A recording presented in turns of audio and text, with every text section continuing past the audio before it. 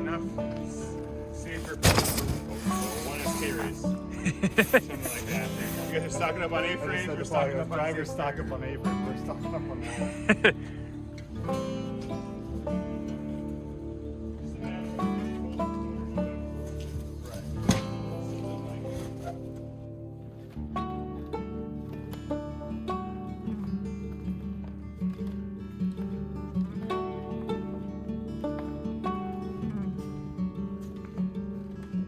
Welcome back to another video.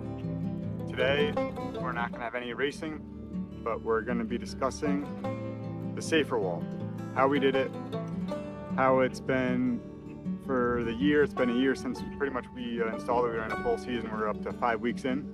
So I just want to give a review for everyone to watch, and then also how we installed it, because when we were doing this I kept looking on YouTube and there was no videos on how to. So this is going to be a how to install a safer wall video and the performance after a year. Back in 2006, I believe it was, we got this section here installed by a professional company, and it actually is Safer Barrier version 1 and version 2.0. So I'll show you guys the two differences in that. We had this installed in our first turn right here because there was a lot of major accidents. You can see all the rubber marks, a lot of stuck throttle holes, and there's big wrecks in this area. So you can see coming down the front stretch, this was a major impact zone. So back in 2006, my parents invested in the safer wall system. And you'll see here, this is version 2.0, where it's pour a concrete slab and you bolt these A-frame structures to it, lag bolted right into the concrete. I'm sure those are long bolts. Not 100% sure, I wasn't around when that was installed. And the foam sits in these slabs here. So that's version 2.0. And over here we have version 1, which is against a concrete wall. So you'll see we have our old wall, still has the Stafford painted on it from a long time ago. Good. But we have the concrete wall, the foam sits against the wall, foam then is against the barrier itself. And what actually holds up the barrier from falling down are these brackets that are bolted right into the concrete, and the straps that then hook into the wall itself. So when we had the opportunity to purchase a safer barrier for the remaining corners, we had to decide how we were going to install it. We had priced out from a couple companies to come out and do the install because we clearly had no idea how to do it. So we wanted to price it out, and it was quite a bit out of our price range at a short track level. So we decided, hey, which is kind of the motto, if they could do it, we could probably do it. It's not exactly how they would have installed it, as they would have probably poured the concrete slab and then had to make all those A-frame structures. Instead, as you'll see in the video, we used the existing I-beams that were holding up our Armco barrier, and we used those and we put plates on them. Just welded on plates, right? So we actually, you'll see we got plates made for every single post that was holding up the Armco barrier, and once we got the wall put up, we noticed we didn't need to use every single plate or every single post. So you'll see there's quite a few empty slots around the whole track, but these plates were welded onto the I-beams, and since those I-beams were already taking the brunt of the hit and they've lasted this long, we figured why can't we just mount the safer wall to that version 2.75. I mean, they're about 6 feet into the ground, taking hits from race cars already, and back 2 or 3 years ago, I mean, the long delays we would have would be because the Armco barrier would get sliced or destroyed, or an I-beam would get bent because it's a direct impact. So what we did was installed this safer wall right to the I-beams, to the plates, and that was the backing. And that's a year of use. I mean, can't be much happier with the outcome. One of the main reasons I thought of doing this video was because here in turns 3, this section's getting pretty beat up, and this was another high impact zone that we knew was a problem. Every year on big weekends we would have big wrecks, and we'd have delays because we'd have to fix the Armco barrier hours at a time, and you just can't have that in the entertainment business that we're in. You can't have downtime.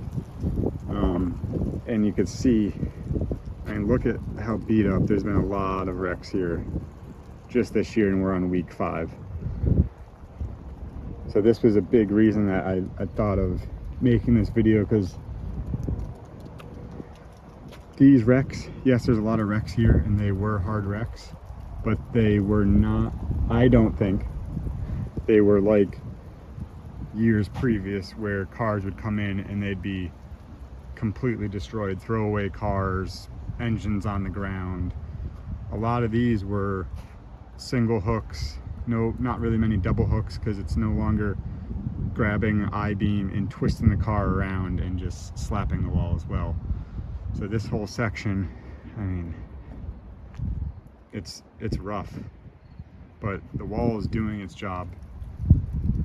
And for those of you that don't know what a safer wall is, it's just so this whole wall, all of it, all the way around to over there, is all connected. Every single one. You can see right here, right? See these connection points? So there's 5, we'll call them fingers, right?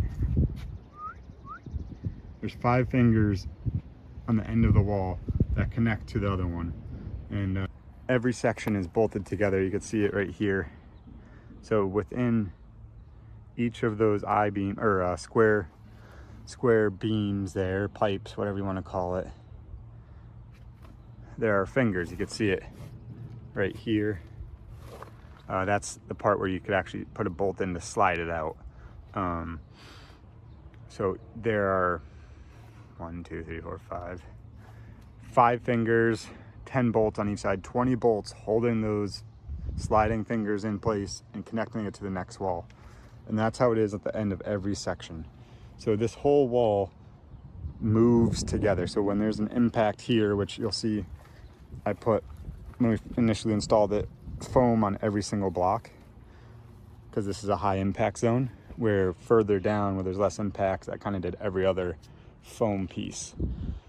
But when someone impacts the wall, as you'll see in a couple videos, the entire wall moves. So the impact will take it here, the wall further down moves out, absorbing the impact, and then guiding the car back out instead of just sucking the car in and hitting a post, where before that's what it would be. A big thing you'll notice is a couple of these are painted. That was when I was very ambitious, and quite a few are not. So you can see when they're not painted, it's starting to, the sun's starting to get to them, and they're starting to, not corrode, I don't know, I guess corrode, where the painted ones are lasting a lot longer.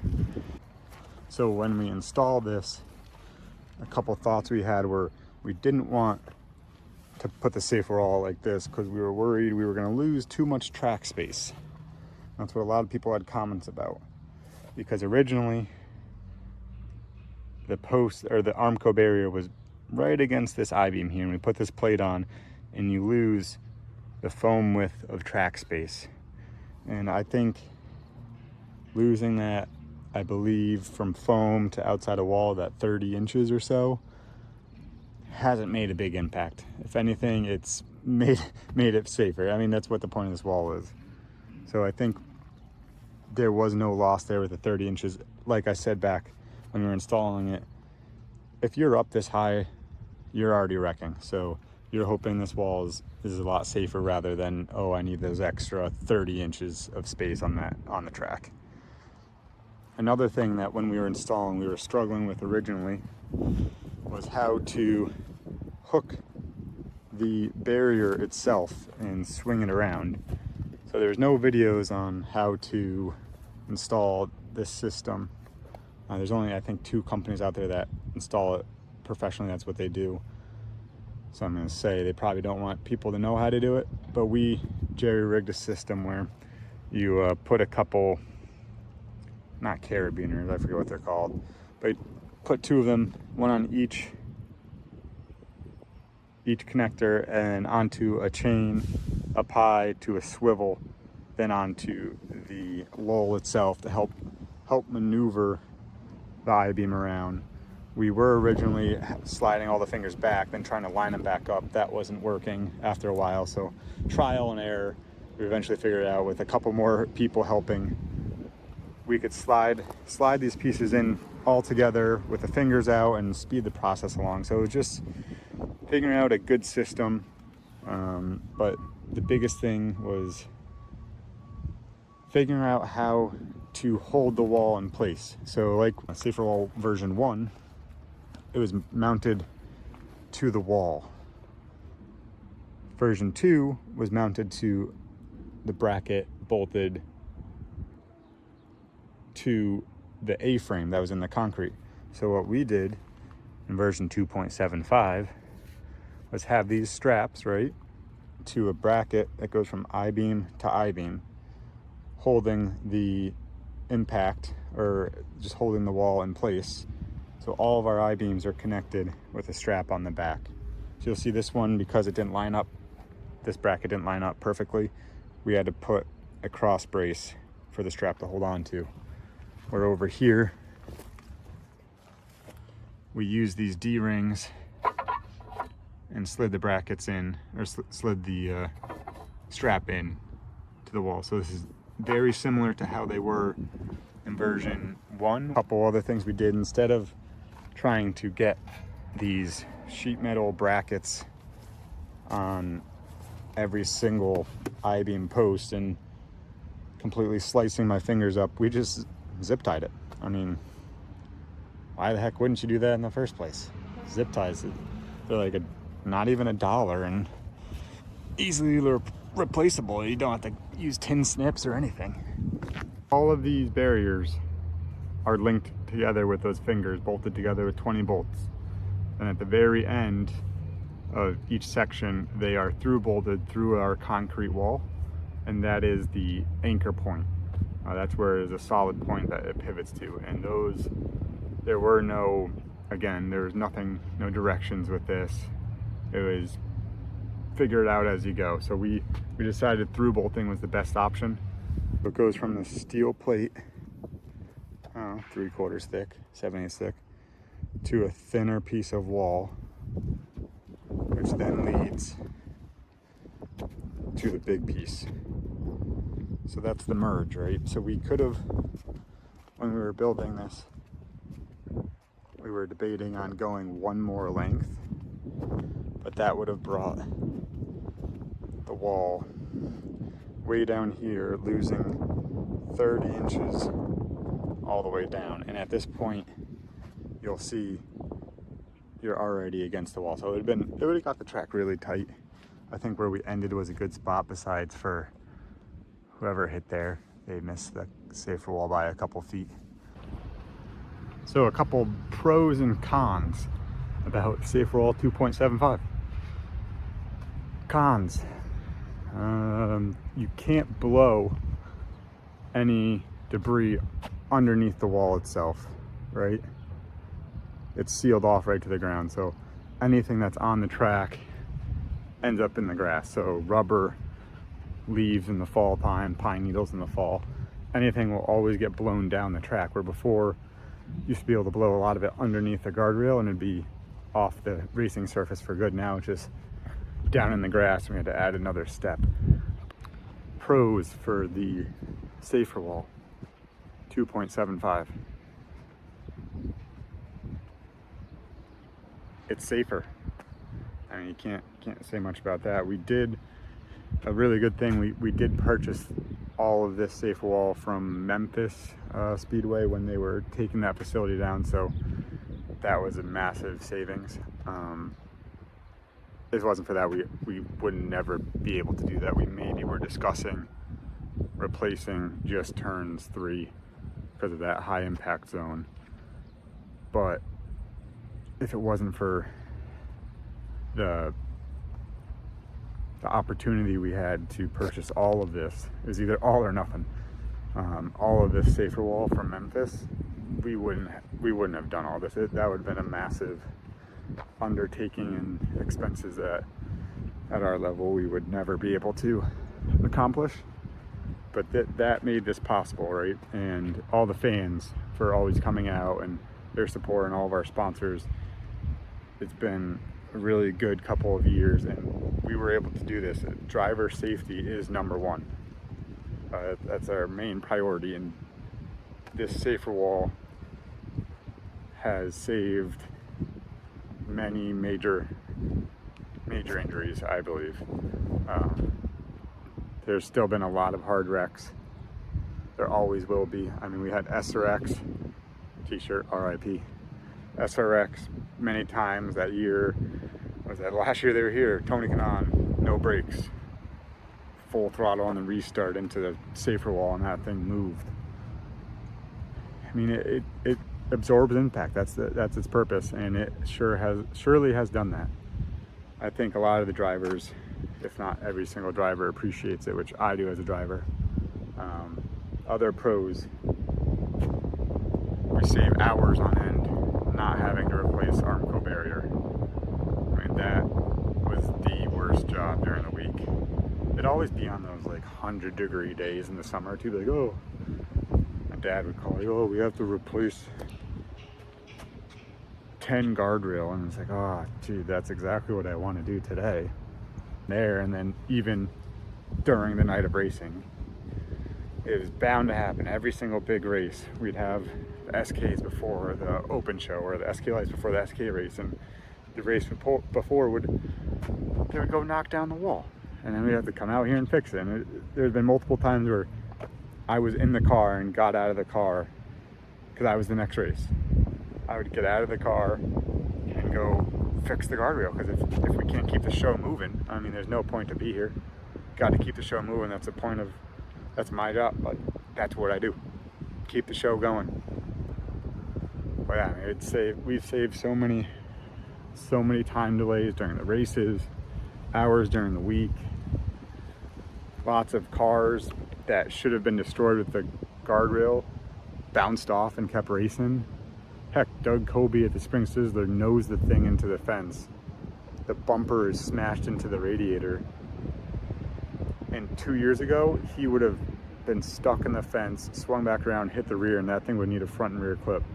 He ended up finishing 4th, I think, in the Sizzler. Like, that speaks for itself. But I hope you guys enjoyed this video.